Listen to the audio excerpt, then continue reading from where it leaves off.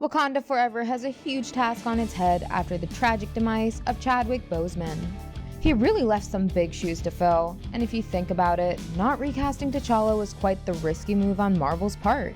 Boseman made this his role in every way, and we get why it's good that Marvel wants to preserve his memory.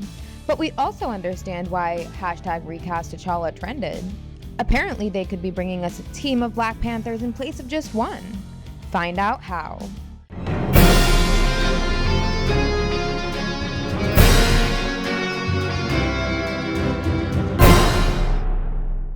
Hello fellow quirky people.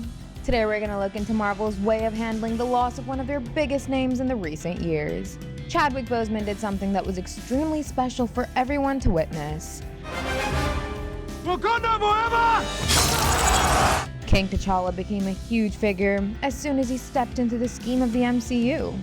He played a crucial role in Civil War.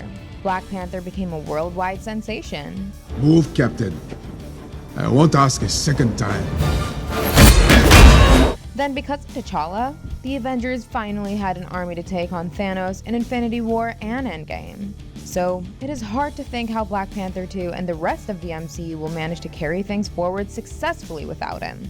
But if there's one man who could turn things around in a way that makes everyone happy, then it's Ryan Coogler. He became really good friends with Boseman, and Marvel is trusting his vision to write T'Challa out of the MCU. It has to be something special and meaningful. So maybe we will see T'Challa making a huge sacrifice in the first act of the film. Since Marvel has promised that they won't be using CGI to recreate him, I believe that he could go down fighting in the Black Panther suit. That way, T'Challa won't be recast, and we could see his version of Black Panther in action one last time. And somehow, Namor has to be involved in the sequence. Tenoch Huerta's Namor the Submariner is said to be the antagonist in the movie. Now I'm not saying that he should be the one to kill off T'Challa, but he has to be part of the reason why T'Challa would make his big sacrifice play. That way, Namor would not undermine T'Challa's character. He would not become irredeemable for future films, where he is supposed to become the protagonist. And his involvement would allow Wakanda and Atlantis to be involved in an all-out war. The whole nation would be agitated against Atlantis. King T'Challa's sacrifice would unite everyone. And once he goes, Wakanda will need a new ruler yet again. This is where we could get the answer for who sat on the throne during the 5 years between Infinity War and Endgame. I personally believe that it could have been M'Baku, since both Shuri and T'Challa were blipped. And back in 2018's Black Panther, Queen Ramonda thought that M'Baku should become the ruler of Wakanda, and the Black Panther once T'Challa was gone. So he could have been the placeholder king of Wakanda for 5 years. This time when T'Challa goes out, one would argue that the rulership duties would fall on Shuri, since she is the heir to the throne. But because she is still young, maybe it would be M'Baku who would become a placeholder king once again. It may be until Shuri becomes fit to rule. I believe this to be a possible outcome for 2 reasons. Number 1, it was recently reported that Winston Duke is getting a much bigger role in Wakanda Forever than he did in the first one, and that is coming with an added salary as well. Number 2, besides T'Challa, nobody could beat M'Baku in ritual combat either. Ever since he lost to T'Challa, he has been a man of honor and fought beside his king in every war that followed. He helped T'Challa reclaim the throne and fought against the forces of Thanos twice. So, he is more than worthy of being the successor until Shuri is fit to rule. But what about the Black Panther moniker?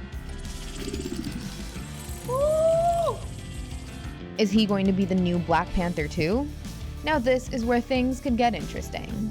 Most people would argue that Shuri was always being set up to become the next Black Panther, but she may not be completely ready for that just yet. And M'Baku alone cannot be the face of the franchise either. So I believe that Marvel will give us multiple Black Panthers in Wakanda Forever. That is how they'll fill the void left by Chadwick Boseman and the death of Killmonger. Inspired by T'Challa's sacrifice, all the people closest to him will don Black Panther suits. Shuri will obviously be one of those. M'Baku should get his own suit at some point. Nakia should probably get one suit. And guess what? The leader of the Dora Milaje, Okoye, should get a specialized vibranium Black Panther suit too. Wakanda has been evolving big time ever since the first Black Panther movie. They became more involved in worldly affairs and even opened up their country to the world. So you have to think that their notion of having just one protector of the nation will also be rested. And keep in mind that there isn't a way to get the heart-shaped herb naturally now. So if there were just one Black Panther, then he won't be superhuman. That's why in the absence of T'Challa, we'll probably need multiple Black Panthers. Hence, 3 to 4 people could get specialized Black Panther suits. This way, Wakanda's protectors would stay strong together, especially when they have to go up against someone like Namor. The Panther moniker would also become a symbol to guide Wakanda and the whole world. And the theme would be just like Black Panther was a protector, anyone could be a protector. Anyone could be Black Panther with the right spirit.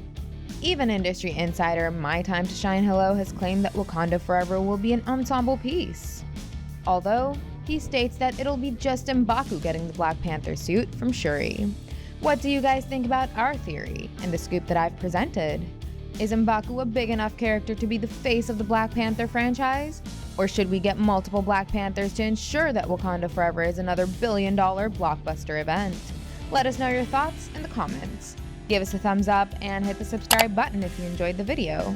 And don't forget to check out some more fun content on our channel. Thank you, and I'll see you in the next one. Goodbye!